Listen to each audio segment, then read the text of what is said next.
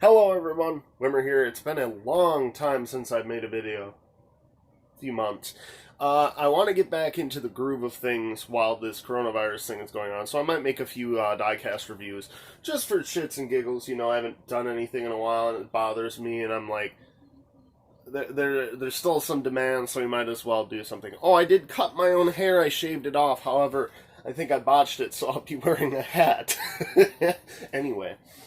I wanted to show you guys my case update for 2020. Just want to give you the runaround with this. So, first off, we have the Scott Wimmer 2004 sample from Team Caliber. So, story on this one, my friend, I took a break from Facebook for a while, and of course, you know how it is. A sample popped up. It was really cheap. He facilitated our get-together, and I ended up buying it. So I was really happy about that. It's not my only Scott Wimmer sample in my collection, but we'll get to that in a minute.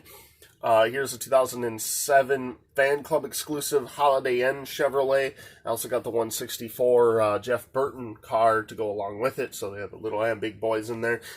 Waiting for the sample on that one. That one's probably going to be really hard to find. Next we have the 2007 Holiday Inn COT. This DNQ'd, I think. You can still buy the decals for that, actually, on eBay yet. But yeah. And then here's my other Scott Wimmer sample. It is the 2008 Holiday Inn Chevrolet. Bought this for $30 on eBay. I was really happy that that's what it turned out to be.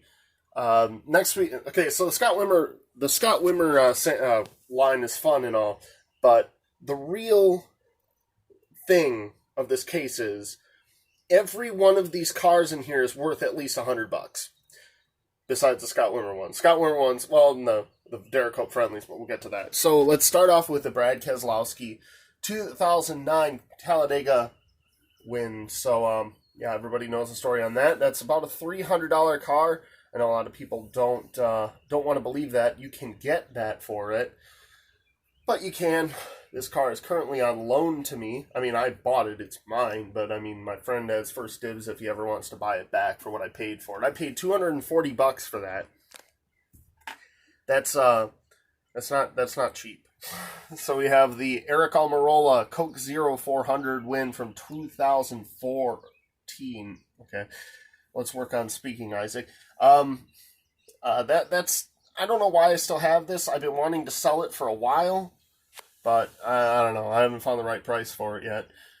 Next, we have the 2008 Brad Keselowski Blue Angels Chevrolet. This one is signed with a COA on it.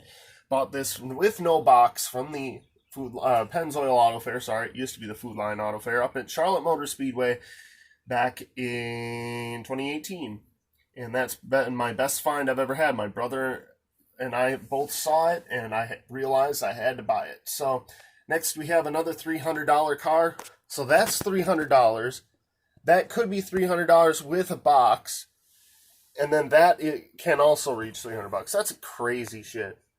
I'm not really exaggerating with that either. It's pretty right.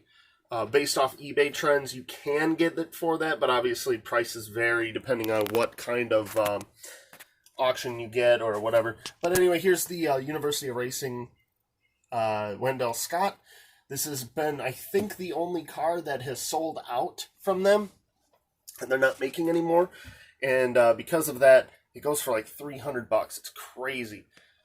Down here we have the 2011 Paul Menard Brickyard 400 win. This one goes for about $200. It's not bad. I ended up getting this in the trade for a David Ruderman Coke 600 win. Then we have the Derek Hope Friendlies, which is a grail of mine personally. I got that from my brother for Christmas in 2013 after looking for it for 10 years.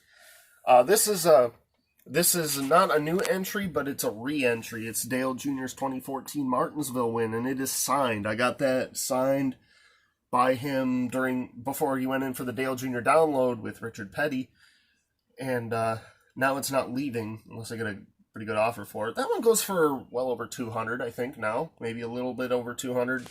I have no idea. It's close to it, though, so I'm not wrong.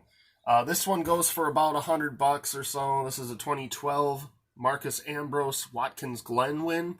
There's a few things wrong with this car, like the hood doesn't stay down, and I think there was super glue on the back of it or something like that. Got it for cheap, I know that. Now we have the 1984 Cale Yarborough Hardy Chevy. This is also a hard to find car. Can go up to $100, maybe a little bit more. It's not bad. One of my favorite cars. I do love the retro.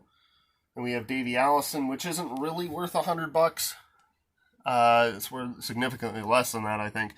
But I bought it for really cheap from the Gypsies at the 600 a few years back, I think 2017. So I knew I had to grab it. Next we have the Alan Kowicki Hooters. This is the historical series car. And I bought that for about 60 or $80, something like that. I think I won it in an auction. So the Josh Wise 2014 Dogecoin Chevrolet. Sorry for it being shaky. I'm resting my arm because both my arms don't want to hold this. Another hard to find car. I know the 164 goes for a lot of money. Down here we have the Canadian Tire Series or Pinty Series cars. We have Scott Steckley and Kevin Lacroix. This one's signed on the hood. Don't know why. They're both really hard to find. This was a dealer's exclusive, and then this is also a Canadian exclusive. Like, they tried shipping these out to America, but something about customs or something didn't go through, so they couldn't sell any of them. So we have this Benny Parsons Kings Row car. It is a bank, so it's not worth as much. Same with the well, this isn't a bank, but it is the Left Turn Tribute, which probably isn't going to leave my collection either, mainly because I liked Jason Leffler. I have my sink, my faucet, I have my dishes soaking. I had cheese in there, so it's got to soak. I got to get that fixed, so we got to do that eventually. I also, if you see, I have a Noah Gragson truck on here as well. Gonna sell that back to the guy I bought it from because he still has the box for it, and I told him he could buy it back. We also have the FedEx World Service Center there as well, one of my favorite Hot Wheels playsets when I was younger. Only makes sense to put the Denny cars on there. I also have all the Hemricks on there for whatever reason. Next to the Talladega Nights cars on the bottom, Jean Girard and Ricky Bobby. I am a Talladega Night prop collector, so it's awesome to have some of the 124s there. So this is a newest Grail in this case. This is the Tyler Reddick autographed Megadeth Gimme Radio Chevrolet. The highest I think it went for was like $250. And that was just the single auto. That wasn't even the Dave Mustaine autograph one, that a dual auto. That's just the Tyler Reddick signed one. It's crazy. It was an exclusive, and I knew I had to buy one because it's just smart, considering the demand for it, and I'm glad I did. And then finally, in this case, we have the 2017 Kurt Busch Daytona 500 win, also with the mini trophy on the side. That's not the Anthony Cadsband trophy. That is the one from the Dale Jr. McFarlane figure. Going on top, we have some pop vinyls as well as koozies, such as Gabby Chavez Earnhardt Jr. and Kurt Busch Darlington. I love that car. They're hiding behind there, too. I also have a few Gustine corner bumpers on there and clout goggles as well. So, yeah, I just thought I'd make a quick update video. Just some kind of content. I might do another house tour or something like that. Maybe just some ramblings or something as I walk to the racetrack or something. I don't know whether or not we're getting the 600 in. We're probably not. That's probably not going to come until later in the year. So, or if at all. I'm pretty sure we'll get the Robo in. But it's all a wait and see kind of thing. So, yeah, I appreciate you guys watching. And I'll try to get some more content out this year. But if you like what you saw, you can comment, like, and subscribe for more. I'll see you later.